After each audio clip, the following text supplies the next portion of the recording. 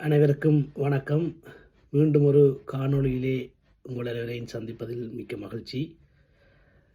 உண்மையில் என்னிடம் பலர் கேட்டிருந்தீர்கள், இந்த அகதி அந்தஸ்து கோரியவர்கள், அதாவது அசைலம் கிளைம் பண்ணியவர்களுடைய ஒர்க் பெர்மிஷன், அதாவது வேலை செய்வதுக்குரிய அந்த அங்கீகாரம் அல்லது அதுக்குரிய அனுமதி எவ்வாறு பெற்றுக்கொள்ளலாம் அல்லது அதை பெற்றுக்கொள்வதில் எவ்வாறு ஹோம் ஆஃபீஸ் நடைமுறைகளை கையாளுகின்றது என்ற விடயங்கள் தொடர்பாக கேட்டிருந்தீர்கள். அது தொடர்பிலே உங்களுக்கு சில விளக்கங்களை தரலாம் என்று நினைக்கின்றேன். உண்மையிலேயே அகதி அந்தஸ்து கோருபவர்கள் இந்த நாட்டிற்கு ஏதாவது ஒரு விசாவிலே வருகை தந்திருந்து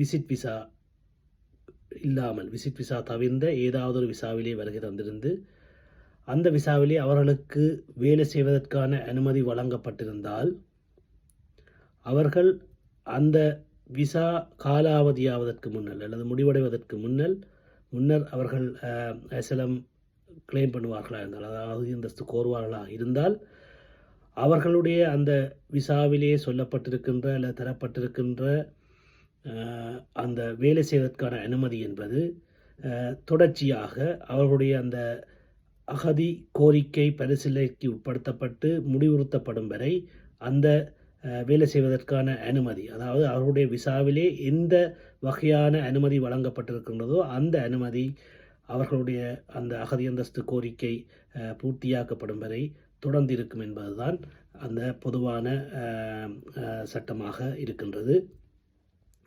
அதாவது குறிப்பாக ஒருவர் ஒரு ஸ்டூடெண்ட் விசாவிலே வந்திருப்பாராக இருந்தால் அவருடைய ஸ்டூடெண்ட் விசா காலாவதியாவதற்கு முன்னர் அவர் அகதி அந்தஸ்து கோருவாக இருந்தால் அவருக்கு 20 மணித்தியாலங்கள் வேலை செய்வதற்கான அனுமதி வழங்கப்பட்டிருக்குமாக இருந்தால் அவர் அந்த 20 மணித்தியாலங்கள் வழங்கப்பட்ட அந்த அனுமதியின் அடிப்படையிலே அவர் தொடர்ச்சியாக அவருடைய அந்த அகதி அந்தஸ்து கோரிக்கை முடிவுறுத்தப்படும் வரை அவர் வேலை செய்ய முடியும் என்பதுதான் அந்த சட்டம். அதே போல் ஒருவர் ஒரு கேர் ஹோமுக்கு வேலை செய்வதற்காக ஸ்கில் ஒர்க்கர் விசாவிலே வருகை தந்திருந்து அந்த கேர் ஹோமிலே அந்த அனுமதியின் அடிப்படையிலே அவர் அந்த விசா முடிவதற்கு முன்னர் அவர் அகதி அந்தஸ்து கோருவாராக இருந்தால் அவருடைய அந்த கேர் ஹோமிலே வேலை செய்வதற்கான விசா அனுமதியின் அடிப்படையில் அவருடைய அகதி அந்தஸ்து கோரிக்கை பூர்த்தியாகும் வரை அவர் அந்த கேர் ஹோமிலே அல்லது அந்த அவருக்கு வழங்கப்பட்ட அந்த அனுமதியின் அடிப்படையில் அவர் வேலை செய்யலாம் என்பதுதான் அந்த சட்டமாக இருக்கின்றது என்பதனை நீங்கள் அனைவரும் புரிந்து கொள்ள வேண்டும்.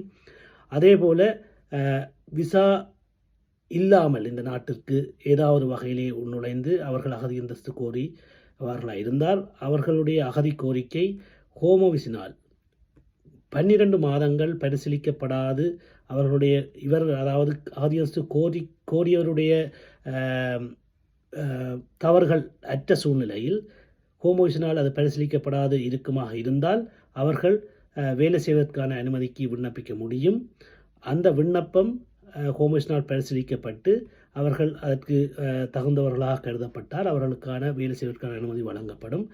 அந்த அனுமதியானது இமிக்ரேஷன் செலரி லிஸ்ட்னு சொல்லப்படுகின்ற அந்த வரையறைக்கு உட்படுத்தப்பட்ட வேலைகள் மட்டுமே அவர்கள் பணிபுரிய முடியும் என்ற கட்டுப்பாட்டின் அடிப்படையிலே அந்த அனுமதி வழங்கப்படும் என்பதை தயவு செய்து அனைவரும் புரிந்து கொள்ள வேண்டும்.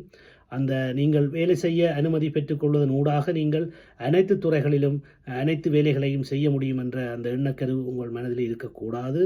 அந்த இமிக்ரேஷன் செலரி லிஸ்ட் என்று சொல்லப்படுகின்ற அந்த லிஸ்டிலே சொல்லப்பட்டிருக்கின்ற கடமைகளை மட்டுமே நீங்கள் செய்ய முடியும். அதன் அடிப்படையிலே உங்களுக்கு வேலை வழங்குவர்கள் வேலை வழங்க முடியும் என்பதை புரிந்து கொள்ள வேண்டும் என்பதை தெரிவித்துக் கொள்கின்றேன். நான் நினைக்கின்றேன் உங்களுக்கு இது தொடர்பான ஒரு பூரண ஒரு விளக்கம் கிடைத்திருக்கும். அதாவது அகதி அந்தஸ்து கோரியவர்கள் எவ்வாறு வேலை செய்ய முடியும், அதற்கான அனுமதி பெற்றுக்கொள்ள முடியும் அல்லது அனுமதி எவ்வாறு வழங்கப்படுகின்றன என்ற தொடர்பான விடயங்கள், இது தொடர்பாக மேலதிக விவரங்கள் அல்லது விடயங்கள் உங்களுக்கு தேவையாக இருந்தால் தயவு செய்து ஜே இமிக்ரேஷன் லோயர்ஸுடன் தொடர்பு கொண்டு உங்களுக்கு மேலதிக ஆலோசனைகளையும் அல்லது உங்களுடைய வேலை பெற்று செய்வதற்கான அனுமதியினை விண்ணப்பிக்க தேவையான ஆலோசனைகளையும் அதற்கான நடவடிக்கைகளை மேற்கொள்ள முடியும் என்று கூறிக்கொண்டு அது தொடர்பாக தொடர்பு கொள்வதற்கு நீங்கள் ஜே இமிக்ரேஷன் லோயர்ஸை 02-31411-068 என்ற இலக்கத்துடன் தொடர்பு கொண்டு செய்ய முடியும் என்று கூறிக்கொள்கின்றேன். நன்றி.